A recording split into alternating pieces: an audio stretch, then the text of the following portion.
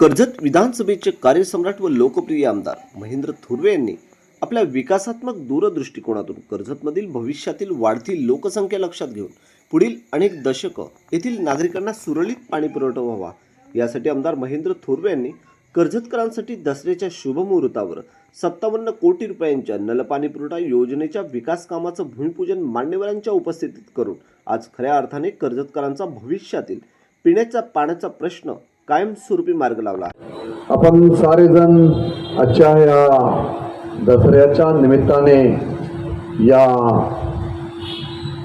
नलपाणी पुरवठा योजनेच्या भूमिपूजना प्रसंगी सारेजण उपस्थित आहात। सर्व मान्यवरांनी कर्जत नगर परिषद संदर्भात आपल्याला माहिती दिली। मुख्याधिकारी गारवेंनी सुद्धा या योजनेसंदर्भात माहिती दिलेली आहे।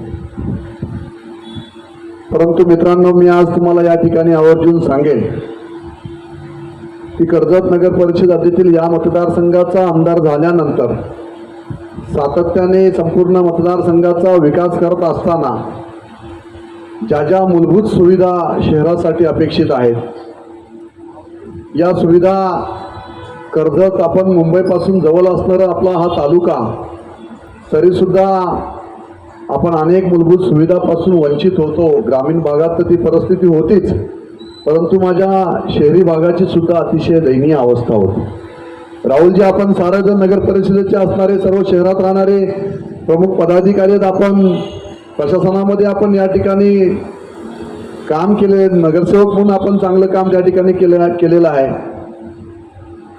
आपल्या साऱ्यांना या गोष्टीची कल्पना आहे की कर्जतचं वाढतं शहरीकरण लक्षात घेता कर्जत नगर परिषदेची असणारी वॉटर स्कीम ही जवळजवळ 25 ते 30 वर्ष जुनी असणारी ही वॉटर स्कीम सातत्याने नगर परिषदेच्या माध्यमातून चालवत होतात। महाराष्ट्र जलजीवन अंतर्गत या योजनेचं काम नगर परिषदेकडे सोपवण्यात आलं। महाराष्ट्र जीवन प्राधिकरणाने त्यावेळेची योजना हस्तांतरित करण्यात आली, परंतु 25 ते 30 वर्षाचा कालावधी सातत्याने जात गेला। शहरीकरण दिवसेंदिवस वाढत चाललेलं आहे। वाढतं शहरीकरण लक्षात घेता नव्याने नलपाणी पुरवठा योजना ही आपल्याला आणणं आवश्यक होतं। आणि जसं मगाशी सांगितलं वसंत शेट्टी, काही केंद्रामध्ये आपलं सरकार आहे, राज्यामध्ये सरकार आहे, नगर परिषद आपली आहे। आणि मग या साऱ्या परिस्थितीचं असणारे आपण जे काही पेपरवर्क आपल्याला त्या ठिकाणी करायचे होते तात्काळ वैभवजी गारवे आपण पूर्ण करून दिले। आणि आपण केंद्र शासन पुरस्कृत असणारी अमृत 2 ही योजना, या योजनेच्या अंतर्गत कर्जत नलपाणी पुरवठा योजना, सुधारित नलपाणी पुरवठा योजनेला जवळजवळ 57 कोटी रुपयाचा निधी आपण मंजूर करून दिला आणि आज त्याचा शुभारंभ या ठिकाणी होत आहे। या गोष्टीचा मनस्वी आनंद या ठिकाणी होत आहे।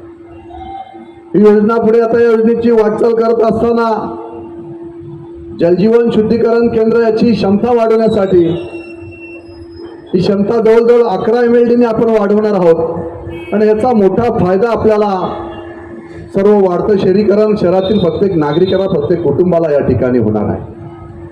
कर्जत शहराची जर आपण रचना आपण साऱ्यांनी पाहिली तर आजूबाजूचा परिसर गुंगा असेल, भिसेगाव असेल, आकुर्ला असेल, सिरसा असेल किंवा या परिसरातून असणारे देवळी असेल, त्या साऱ्या परिसरातून असणारी ही आपली शहरीकरणामध्ये असली तरी गावची असणारी गावे, त्या साऱ्या परिसरामध्ये नव्याने आपण त्या ठिकाणी पाण्याच्या टाक्या आपल्याला त्या ठिकाणी नव्याने घेता येतील।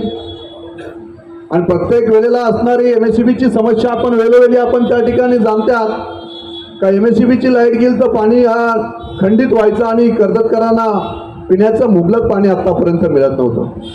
आणि म्हणून या साऱ्या गोष्टींचा विचार करून जसं आता विजय मांडेंनी या ठिकाणी सांगितलं की एक्सप्रेस फीडर ही आवश्यक असणारी गोष्ट होती आणि जवळजवळ 3.5 कोटी रुपये खर्च करून आपण एक्सप्रेस फीडर आपण त्या ठिकाणी बसवणार आहोत की जेणेकरून कायमस्वरूपी पाणी पुरवठा खंडित वीज पुरवठा खंडित न होता कायमस्वरूपी कर्जतकरांना पाणी पुरवठा व्हावा, या दृष्टिकोनातून आपण उचललेली ही पावलं आहे।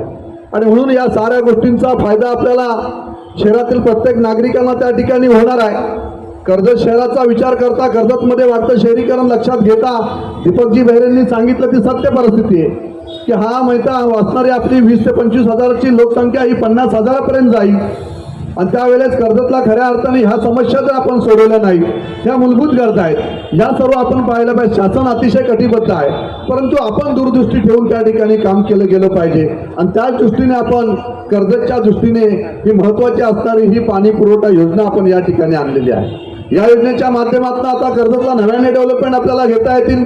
नव्याने आता प्लान पासिंग करत असताना त्या ठिकाणी नवीन इमारत जरी उभ्या राहिल्या तरी आपण क्षमता आपल्याकडे तेवढी आहे की आपण या ठिकाणी 11 LMD पाणी आपण त्या ठिकाणी वाढून आपण देतोय आणि त्याच्यामुळे आपल्याला 11 MLD पाणी वाढवत असताना नव्याने जरी शहरीकरण आता वाढत चाललेलं आहे तरी त्याचा परिणाम त्या ठिकाणी होणार नाही, कारण फ्युचरच्या 30 वर्षाचा कालावधी घेऊन आपण ते काम या ठिकाणी केलेलं आहे. आणि म्हणून या दृष्टीने आपण हे काम सारं करत असताना कर्जतचा विकास व्हावा, कर्जतची डेव्हलपमेंट व्हावी, कर्जतमध्ये नव्याने प्रोजेक्ट यावेत, याच दृष्टिकोनातून कर्जत शहराचा विकास करण्याचं काम या सरकारच्या माध्यमातून आम्ही या ठिकाणी केलेलं आहे. मला सांगायला अभिमान वाटतोय की राज्यामध्ये महायुतीचं सरकार आहे, केंद्रामध्ये महायुतीचं सरकार आहे. महायुतीच्याच माध्यमातून ही जी काय विकास कामे आतापर्यंत या 5 वर्षाच्या कालावधीमध्ये आपण या कर्जत मतदारसंघामध्ये केलेली आहेत ते महायुतीला सर्व श्रेय जाते. महायुतीच्या सर्वच नेत्यांनी, वरिष्ठ नेत्यांनी कर्जतकर दाखवलेलं आपल्याला आपण साऱ्यांनी पाहिलं की आज सांगायला अभिमान वाटतं की आता कालपर्यंत मी माझ्या PA ला विचारलं की 5 वर्षाचा आता कालावधीमध्ये 4 दिवस माझे शिल्लक राहिलेले आहेत, या 4 दिवसांमध्ये आतापर्यंत या मतदारसंघामध्ये किती निधी उपलब्ध करून दिला. तर त्यांनी मला सांगितलं की जवळजवळ साहेब 2900 कोटी रुपयाचा निधी आतापर्यंत कर्जत मतदारसंघामध्ये आपण आणलेला आहे.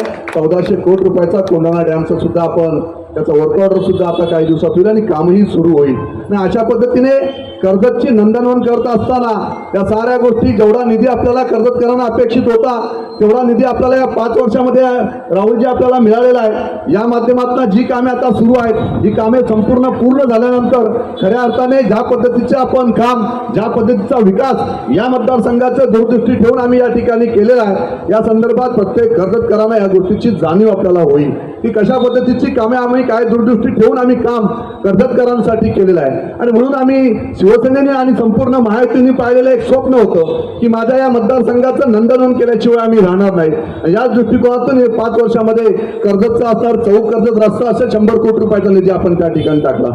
अशाच पद्धतीने कर्जत ते नेरळ कॉन्क्रिटीकरण असेल, कर्जत ते मुरबाड कॉन्क्रिटीकरण असेल, कर्जत ते खोपोली कॉन्क्रिटीकरण असेल, हे सारे रस्ते आपण कॉन्क्रिटीकरण केले. हे कॉन्क्रिटीकरण करण्याचा उद्देश एकच होता की कर्जतमध्ये डेव्हलपमेंट यावेत, कर्जतमध्ये आपण त्या संदर्भात आपण येणारे प्रोजेक्ट आपल्याला आणता यावे. यासाठी आपण रेड कार्पेट आपण ज्याला म्हणतो तो रेड कार्पेट आपण चौक कर्जत रस्त्याच्या माध्यमातून किंवा कॉन्क्रिटीकरण जे इन्फ्रास्ट्रक्चर आपण तयार केलेलं आहे, या इन्फ्रास्ट्रक्चरच्या माध्यमातून खऱ्या अर्थाने आपल्या साऱ्यांच्या लक्षात येईल की पुढील काळामध्ये कर्जतमध्ये कशा पद्धतीची डेव्हलपमेंट या ठिकाणी येणार आहे. या साऱ्या डेव्हलपमेंट आपण या ठिकाणी आणत असताना कर्जत तालुक्यामध्ये कोणत्याही प्रकारची इंडस्ट्री या ठिकाणी नाहीये. मग आपल्या स्थानिकांना रोजगार कसा मिळणार? तर रोजगाराची संधी उपलब्ध करून देत असताना पर्यटनाला आपण चालना दिलेली आहे. पर्यटनाला आपण त्या ठिकाणी पर्यटन आपण जसं म्हणत असतो की आपल्याकडे येणाऱ्या प्रत्येक पाहुण्यांचा आपण मान सन्मान करत असतो.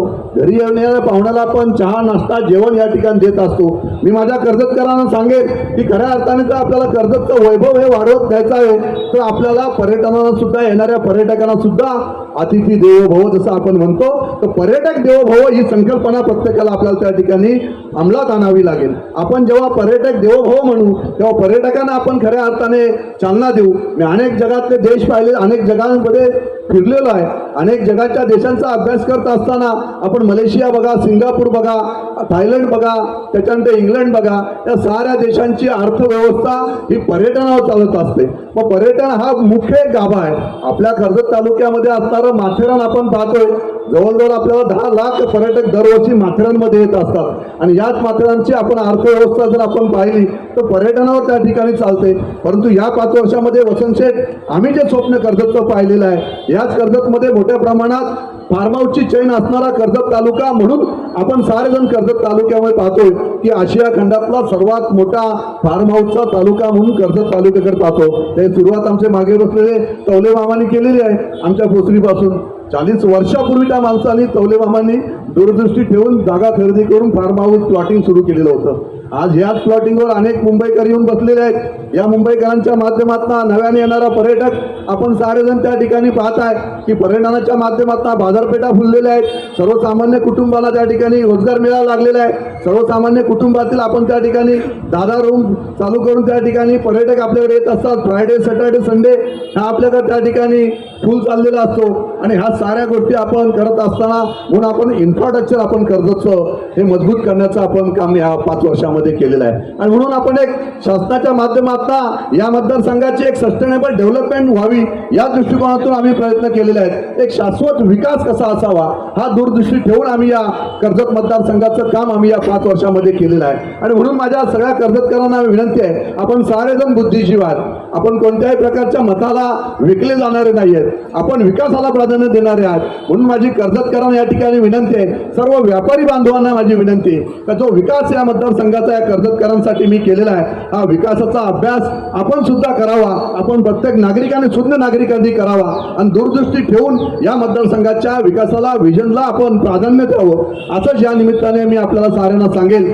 दसऱ्याच्या निमित्ताने आपण सारेजण उपस्थित आहात. आज भूमिपूजन सोहळा या ठिकाणी संपन्न होत आहे. हे खरोखर माझ्यासाठी फार अभिमानाची गोष्ट आहे की कर्जतमध्ये हा वॉटर स्कीमच्या माध्यमातून जलजीवन मिशन अंतर्गत या योजनेच्या माध्यमातून हा भूमिपूजन सोहळा या ठिकाणी अमृत 2 या योजनेच्या माध्यमातून या ठिकाणी होत असताना खऱ्या अर्थाने जल हे जीवन आहे. आपण सारेजण मानता की प्रत्येक घरामध्ये पाणी मिळालं पाहिजे ही संकल्पना देशाचे पंतप्रधान नरेंद्रजी मोदी साहेबांनी संपूर्ण देशभरामध्ये राबवलेली आहे. आणि या गोष्टीचा सार्थ अभिमान आपल्या सगळ्यांना असला पाहिजे. प्रत्येक हर घर में जल ही संकल्पना त्यांनी राबवलेली आहे आणि जल हे जीवन आहे. आणि म्हणून आपण या प्रत्येकाच्या दारामध्ये आपण पाण्याच्या रूपाने कर्जतमधल्या प्रत्येक घरामध्ये जलच्या रूपाने आपण जीवन दिलेलं आहे हे त्या निमित्ताने आपल्याला सांगेल. आपल्या साऱ्यांना मनापासून या ठिकाणी शुभेच्छा देतो, दसऱ्याच्या शुभेच्छा देतो. आणि जे काम आपण हाती घेतलेलं आहे या कामाला आपण सारेजण सहकार्य करतात. सर्व भारतीय जनता पार्टीचे कार्यकर्ते असतील, माझ्याबरोबर असणारे माझे शिवसेनेचे कार्यकर्ते असतील, महायुतीचे सगळेच घटक पक्ष माझ्याबरोबर प्रामाणिकपणे काम करणारे जे आहेत त्यांना साऱ्यांना बरोबर घेऊन जाऊन राहुलजींचं सहकार्य मोलाचं आहे. आपण पाहिलं की कर्जतचा या सारा विकास करत असताना ऐतिहासिक डेव्हलपमेंटला सुद्धा मी प्राधान्य कर्जत शहरामध्ये दिलेलं आहे. जसं आपण पाहताय की प्रवेशद्वार उभं राहिलेलं आहे. हे प्रवेशद्वार येणाऱ्या पर्यटकांना एक वेगळी दिशा, एक वेगळी चालना आणि खऱ्या अर्थाने कर्जतचं सौंदर्य काय हे या प्रवेशद्वाराच्या माध्यमातून नानासाहेब धर्माधिकाऱ्यांच्या रूपाने दिलेलं ते एक ऐतिहासिक नाव आपण दिलेलं आहे. जेणेकरून त्यांनी केलेलं कार्य, त्यांनी केलेलं समाजाचं हित किंवा आतापर्यंत समाज प्रबोधनाच्या माध्यमातून व्यसनमुक्त करण्याचं काम त्यांनी केलं. आणि म्हणून त्यांचं आपण प्रवेशद्वार त्या ठिकाणी केलेलं आहे की त्यांचे विचारक स्मरण राहावेत या दृष्टीने. पुढे आल्यानंतर आपण पाहताय की परवाच आपण राहुलजीने आम्ही एकत्रपणे येऊन डॉक्टर बाबासाहेब आंबेडकरांच्या भवनाचं 5 कोटी रुपये मुख्यमंत्र्यांनी शब्द दिला आणि तो पूर्ण केलं. त्याचं भूमिपूजन आम्ही केलं. एक ऐतिहासिक भूमिपूजन आतापर्यंत या मतदारसंघातलं जे झालं ते डॉक्टर बाबासाहेब आंबेडकरांच्या भूमिपूजनाच्या निमित्ताने आपण साऱ्यांनी पाहिलं. त्याच्यानंतर पुढे आल्यानंतर आपण पाहताय की महाराष्ट्रातली नव्हे तर जगातली सर्वात मोठी विठ्ठलाची मूर्ती आपण उभारलेली आहे. त्या विठ्ठलाच्या मूर्तीच्या माध्यमातून कर्जतमध्ये येणारा प्रत्येक पर्यटक कर्जतकर हा स्वाभिमानाने, अभिमानाने आणि खऱ्या अर्थाने भक्तिभावाने त्या विठ्ठलाच्या चरणी त्या ठिकाणी नतमस्तक त्या ठिकाणी होत असतो. आणि ते एक पर्यटक स्थळ म्हणून कर्जतकरांचं, कर्जतची ओळख म्हणून यापुढे त्या प्रति पंढरपूरच्या रूपाने आपल्याला पाहायला मिळेल. त्यालाच लागून आपण परवाच आम्ही लोकार्पण सोहळा केला. तो कैलासवासी गजाननबुवा पाटील भजनभूषण सम्राट म्हणून त्यांची ओळख होती. 30 वर्ष सातत्याने त्यांचं स्मारक त्या ठिकाणी होत नव्हतं आणि ते स्मारकाचं आम्ही लोकार्पण केलं. प्रसाद बुवा त्यांचे चिरंजीव या ठिकाणी उपस्थित आहेत. तेही काम ऐतिहासिक आम्ही त्या ठिकाणी उभं केलेलं आहे. पुढे गेल्यानंतर छत्रपती शिवाजी महाराजांची शिवसृष्टी आणि छत्रपती संभाजी महाराजांचं असणारं स्मारक हे सुद्धा सगळ्यांना प्रेरणा देणारे आहे. आणि म्हणून या साऱ्या ऐतिहासिक वास्तू कर्जत शहरामध्ये उभ्या राहिलेल्या आहेत. त्या ठिकाणी मराठा भवन सुद्धा आपण मोठ्या प्रमाणात त्या ठिकाणी एक मोठं उभारतोय. त्या ठिकाणी एक मोठं वाचनालय आपण करणार आहोत की त्या माध्यमातून UPSCच्या विद्यार्थ्यांना त्या ठिकाणी शिक्षण घेता येईल. यासाठी सुद्धा 1 कोटी रुपयाचा निधी आपण त्या ठिकाणी मंजूर करून दिला दिलेला आहे. अजूनही 1 कोटी रुपये लागले तरी तवले मामा दिले जातील, परंतु आपण एक ऐतिहासिक त्या ठिकाणी मराठा भवन उभारावं, जेणेकरून त्या ठिकाणी सगळे समाज एकवटले जातील, सगळ्या समाजांना त्या माध्यमातून प्रेरणा मिळेल आणि एक मोठं वाचनालय आणि त्या माध्यमातून UPSCच्या विद्यार्थ्यांना उच्च दर्जाचे शिक्षण त्या माध्यमातून तिथे मिळावं, हा एक दूरदृष्टी ठेवून आपण तो प्रयत्न त्या ठिकाणी करणार आहोत. अशा पद्धतीने ही ऐतिहासिक कामे या संपूर्ण कर्जत शहरामध्ये या मतदारसंघामध्ये आतापर्यंत केलेली आहेत. आपल्या साऱ्यांचं सहकार्य, आपल्या साऱ्यांचा आशीर्वाद हा कायमस्वरूपी अशाच पद्धतीने राहू द्या. पत्रकार मित्रांनी सुद्धा वेळोवेळी साऱ्यांनी सहकार्य आतापर्यंत केलेलं आहे, त्यांना सुद्धा दसऱ्याच्या मनपूर्वक शुभेच्छा देतो. उपस्थित प्रत्येक नागरिकांना, शहरातील प्रत्येक नागरिकांना मनापासून दसऱ्याच्या शुभेच्छा देतो आणि या ठिकाणी थांबतो.